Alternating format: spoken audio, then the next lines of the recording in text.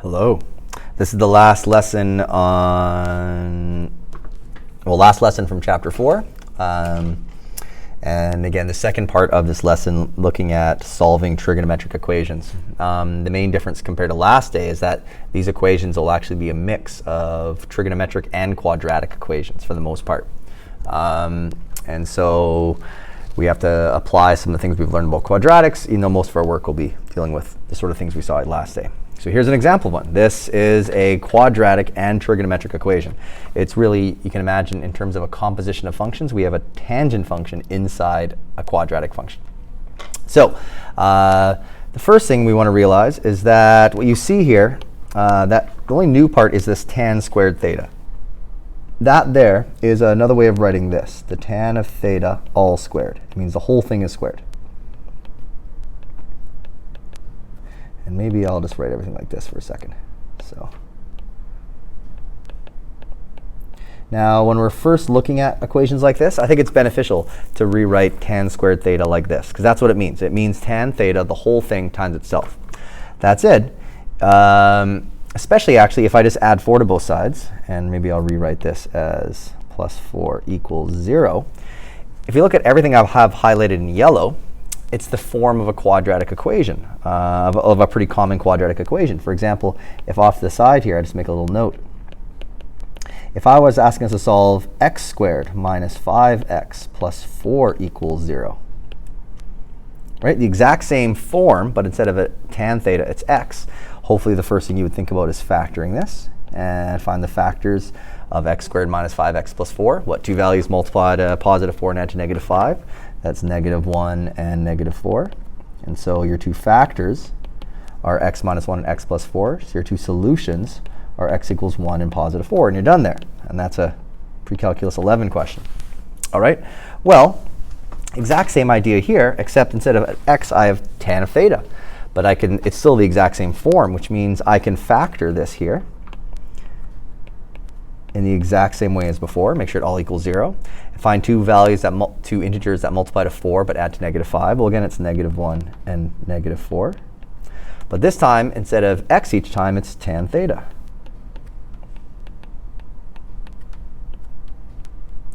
And now I inspect my factors. Now in my quadratic example on to the right, I could just inspect them by looking at it, and I had my answers, and I was done. In this case, it's a little bit more work to inspect it. I have to look at these individually and think, OK, I want to make the tan of theta equal to 1. And over here, I want to make the tan of theta equal to 4. So I still haven't solved for theta. I now know, looking in the one I have in red, theta isn't 1. The tan of theta equals 1. OK, so what's theta? Well, ideally, we look at that and we realize, OK, I've requested that you memorize where tangent equals 1. And so if we look here, I've also requested that we memorize where tangent is positive. So tangent is positive in the first and the third quadrants. Actually, I'll draw this in red to be a little more systematic. So using the cast rule, we know that tangent is positive in the first and third quadrants. And as well, we know that tangent equals 1 when we have a reference angle of 45 degrees, or pi over 4. And that's from memory. Just knowing that the tangent of 45 degrees is 1, or the tangent of pi over 4 is 1. And so once we have that, I can now figure out theta. Because if I look at my restriction, back to the original question, my restriction is everything from 0 to 2 pi, which is the most common restriction, the first forwards revolution. And so for where does the tan of theta equal 1? Well, in one rotation, 2 places. One of them I can see is literally pi over 4. The other one is from here to here, is going to be pi plus the reference angle, pi plus pi over 4, which is 5 pi over 4. So those are 2 of my solutions to my equation. And that's going back to where tan of theta equals 1, which goes back to that factor of tan theta minus 1. OK, what about the other factor, where tan theta minus 4 it has to equal 0, or tan theta equals 4? Well, I'd never ask you to memorize where tangent equals 4, but it is possible. Now, if I ask you, oh no, I won't go off on a tangent just yet. No pun intended. And so For this, I never asked you to memorize where tangent equals 4, but it is possible, so we need a calculator. It's not a special angle. And we saw this sort of stuff last day. And so what do we do with our calculator? Well, I need to use the inverse of tangent, right? I'm trying to find the input of tangent so that the output is 4. So I want to use my inverse of tangent, put 4 into it, and see what the calculator tells us. If your calculator is in radian mode, which I recommend, it'll tell you an answer in radians, about 1.33 radians. If it's in degrees, it'll give us an answer in degrees, but then I have to convert it to radians. OK, so again, that is my reference angle. And so what does that tell me? Well, let's go back to what I did like in the last question. Let's think, where is tangent positive? Well, same thing, quadrant 1, quadrant 3. And I now know my reference angle. My reference angle is 1.33 radians approximately, which means this from here to here is also 1.33 radians, which means I can now see my two solutions from this factor. And so one of the solutions will be literally at 1.33 radians, or approximately. Right? If you did this on a calculator, there's way more decimals. I just round it to 1.33. And there's also this angle right here, which is going to be pi plus my reference angle, or pi plus 1.33. Which honestly, that's all I really care about. I'm not going to bother going to my calculator for what pi plus 1.33 is. I don't really care about the number. If I did, I know I can figure it out. And so my solution to this equation has 4 solutions. Okay, 2 in this case, 2 from each of the factors. Now, this is a difficult question, most likely. What makes it harder is that for part of it, I needed a calculator. If this part here related back to a special angle again, let's say it was where the tan of theta equaled root 3, which is 60 degrees, this would be faster, but the same idea. Okay, so for something like this, I don't need a ton of examples. I need a few, but mostly we just need practice. So here's a kind of different type of example. I want to solve this. So how am I going to do this? Well, first thing I want to do is I want to make this equal to 0. So I'm going to subtract tan theta from both sides. So tan theta times the cosine of theta minus tan of theta equals 0. OK, what would I do next? Well, if you want to solve something to make, if you want to solve any equation where it equals 0, it's quite often very useful to factor it. So we did in the last question. And I can fact this. I can fact this by taking out a common factor of tangent. So I take out a common factor of tangent. I'm left with cosine of theta minus 1 as my other factor. And now I can analyze my factors like before. And so for this factor, I need to think, where does tangent equal 0? Well, I have asked us to memorize where tangent equals 0. And for this factor, I need to think about where does cosine equal 1. And that is something I expect us to be able to figure out without a calculator, which is good. It's kind of annoying to have to use a calculator. So let's look at where tangent equals 0. So for this, 0 for tangent is not in one of the quadrants. It's the boundaries. And so which one was it? Well, tangent starts at 0. So there's one of our answers. At 90 degrees, it becomes undefined. Then it goes back to 0 right here. And that's undefined down here as well. These quadrant angles, multiples of 90 degrees or multiples of pi over 2 radians, was part of, again, a final problem from a few lessons ago now. So I can see my two solutions. Or I should see my first two positive solutions, 0 and pi. But then this question has no restriction, which means I keep going. So if I start at 0, my next solution is pi, and then 2 pi, and then 3 pi, and 4 pi, around and around and around. So for this, I'll just start off by saying theta equals 0, pi, 2 pi, and so on.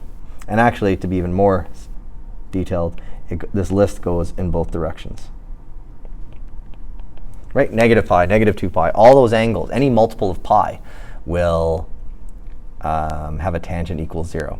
OK, but I'll leave that on hold for a moment and do the similar idea for cosine. Where does cosine equal 1?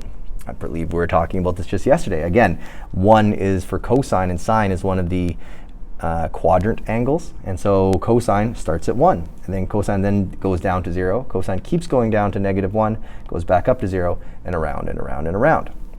So where does cosine equal 1? Well, the list goes on and on forever, but I'll start at 0. And then the next time is not till we're at 2 pi. And then we go around again, and we're at 4 pi, and 6 pi, and so on.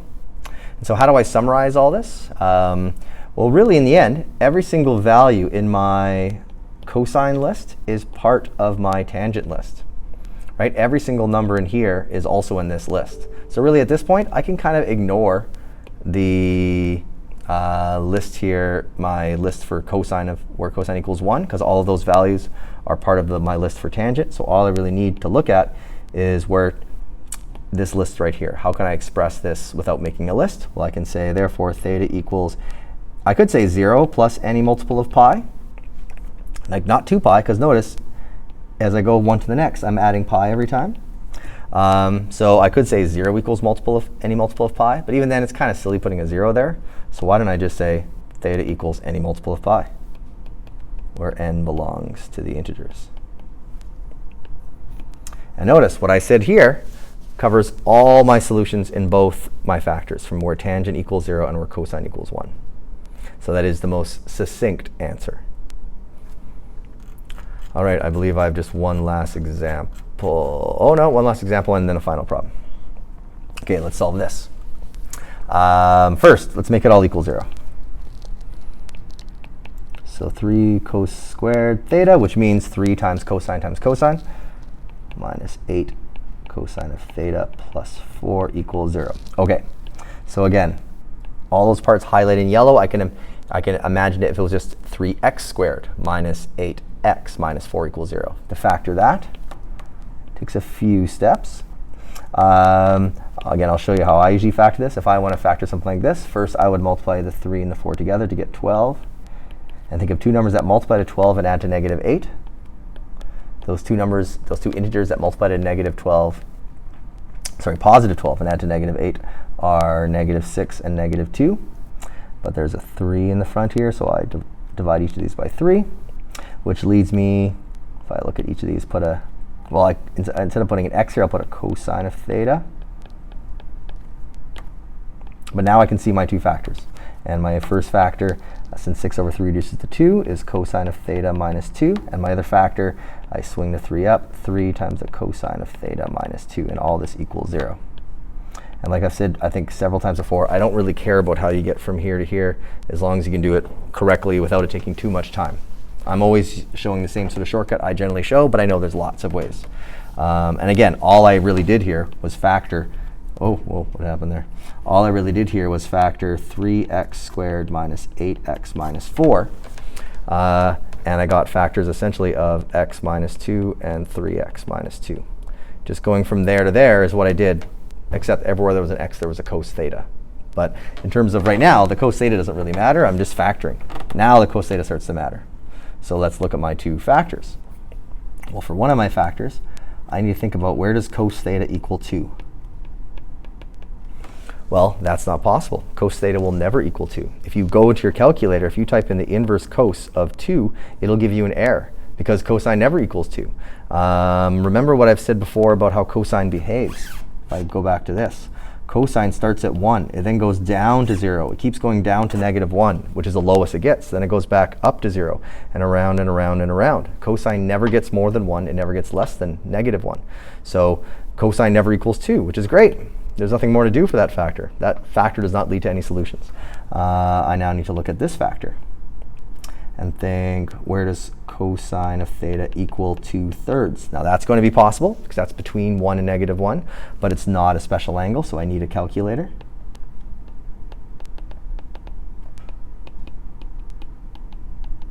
Which means my reference angle is going to be a bit unpleasant, but that's OK. Who cares if the answer is pleasant? And so I'm going to go to my calculator and go the inverse cos of 2/3. And it'll tell me one possible angle, the reference angle, which is about 0.84. And again, that's my reference angle. And so now, let's go back to my cast rule. Notice I'm doing this faster and faster than over these lessons, which makes sense because, well, first you can pause the video anytime you want. But also, we've been seeing these ideas, so I'm hoping I can go faster without it becoming overwhelming. But OK, where does cosine equal 2/3? In the first and the fourth quadrants. And I now know my reference angle. My reference angle is about 0.84 radians. And this particular question doesn't have a restriction. And so I need to just generalize all of these solutions. And we saw something similar to this yesterday. So if I want to generalize all my solutions, I just need to pick 2. Quite often you do the first 2 positive solutions, but in this case, I'm going to look at the first positive and the first negative solution, because they complement each other quite nicely. One's positive 0.84 radians, one's negative 0.84 radians. And so I can say that theta equals plus or minus 0.84 radians, or approximately. Those are my, kind of my starting points, the first positive and first negative. And then each of those I can add any multiple of 2 pi to find any other, where n belongs to the integers. Alternatively, you can use 0.84 for your first solution, and then find out what this one is, which is 2 pi minus 0.84. But again, you'll get an equivalent answer. It's important to realize as soon as you are giving a general solution, there's always more than one way of expressing it. I personally like this the best, plus or minus that. Okay. You can see why people find trigonometry challenging. Even this question didn't have a lot of algebraic steps. You can see it all right here, but there's a lot of things to think about. And right now it hinges on the basics being memorized. Knowing your special angles, remembering how to factor, knowing your quadrant angles, all those things, it hinges on that. Knowing your cast rule. There's so many little things it hinges on that we need to memorize, that hopefully we have memorized by now. That's it. My last problem is a link to the next chapter. And so I have a graph of sine squared x minus sine x minus 2. There's the graph, and it goes on and on and on in either direction. And in the next chapter, we start to focus on graphs of trigonometric functions. But right now, what is my question asking? Find the exact value of the x-intercepts. So the exact value of the x-intercepts shown, I should say. So that one right there, that one right there, and that one right there. OK, what are those exact values? I will say the last one looks like it's 11. But if I look closer, is it exactly 11? I don't really know. However, the other ones, I don't know exactly what they are. And so how do I figure out these x-intercepts? OK, I would recommend you pause the video at this point before I show you too much. But I'll work through it in just a moment.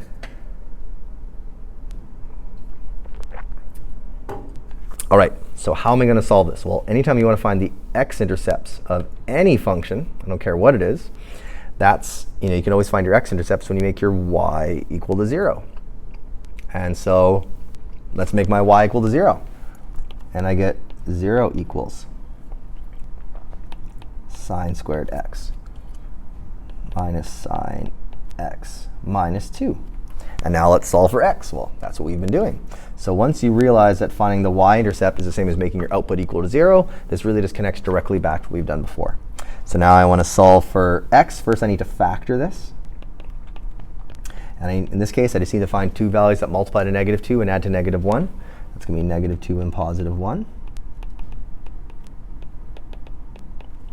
And then that leads me to analyzing my factors to get closer to my solutions. I need to think, where does the sine x equal 2? Well, just like with cosine, sine x never equals 2, right? I'll remind you again, the sine function starts at 0. It goes up to 1. That's as big as it gets. Then it goes down to 0. Gets down to negative 1. That's as low as it gets. And it goes around and around and around and around. So sine will never equal 2, which means I can just move on to my next factor. Here I need to think about, where does sine x equal 1? Oh, sorry. Where does sine x equal negative 1? Well, that is possible. I just showed it, and I erased it. I guess I shouldn't have erased it. So let's do that again. Sine starts at 0, goes up to 1, down to 0, down to negative 1. So right there. So not only right there, but every time I have an angle in standard position with a terminal arm that is going straight down, I'm going to have one of my x-intercepts. And so let's start to list these out. If I, for example, if I just look at probably the most basic one, which is that angle right there, that is 270 degrees, or 3 pi over 2.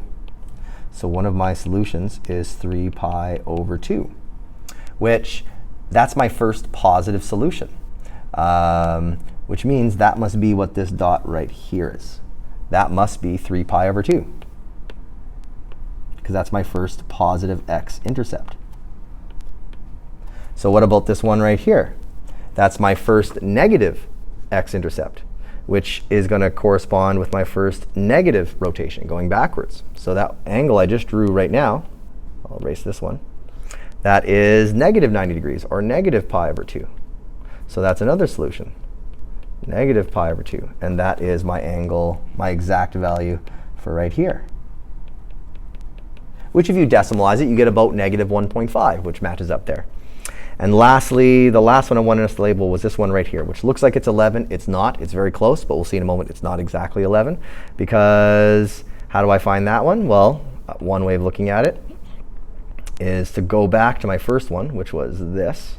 This was 3 pi over 2, and just add another rotation to it, which means just take my first answer and add 2 pi to 3 pi over 2. Well, adding 2 pi is the same as adding 4 pi over 2, if I find a common denominator. And now it's pretty easy to evaluate by looking at it. 3 pi over 2 plus 4 pi over 2 is 7 pi over 2. And 7 pi over 2 is very, very close to 11, but obviously it's not exactly 11 because you're multiplying by pi, and pi's can't be, is not a rational number. So it's if you decimalize it, I can't remember what it is, it's very close to 11, but it's not exactly 11. It's 7 pi over 2, and so let me finish off the question. That last one there is 7 pi over 2. And so one thing we'll start to see as we go into the next chapter is that this idea of angles being coterminal by adding or subtracting 2 pi on a graph, you can imagine adding or subtracting 2 pi to find another similar point. Because again, when we start to show a graph like this, really, all these same ideas will still come up. But let's not get too far ahead of ourselves. Let's stop here. All right, really important lessons, this last part of chapter 4.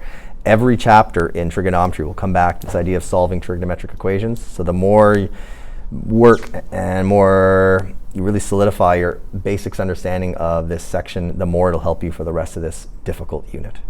But now,